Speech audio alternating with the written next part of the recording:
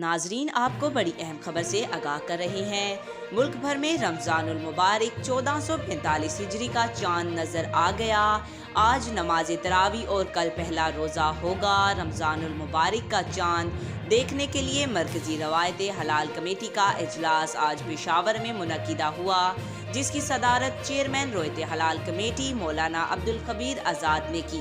اجلاس میں مرکزی و زونل ممبران پشاور، وزارت مذہبی امور، محکمہ اسپارکو، محکمہ موسمیات اور وزارت سائنس اینڈ ٹیکنالوجی سے تعلق رکھنے والے نمائندگان شریک ہوئے۔ پورے ملک میں زونل کمیٹیوں کے اجلاس ان کے متعلقہ ہیڈ کوارٹرز لاہور، کراچی، کوئٹہ، اسلام آباد میں منعقد کیے گئے۔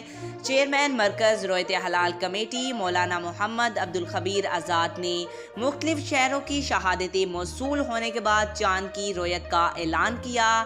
مولانا عبدالخبیر آزاد نے کہا کہ اللہ کا شکر ہے کہ ہمیں ایک ساتھ روزہ نصیب ہوا ہے۔ ہم سب کی ذمہ داری ہے کہ ہم ملک میں وحدت پیدا کریں۔ انہوں نے کہا کہ رمضان میں ملک کی بقا اور ترقی کے لیے دعا کریں۔ مظلوم فلسطینیوں اور کشمیریوں کو بھی اپنی دعاؤں میں یاد رکھیں۔ آج تک کے لیے اتنا ہی۔ مزید ایسی معلوماتی ویڈیو دیکھنے کے لیے ہمارے چینل کو سبسکرائب کریں۔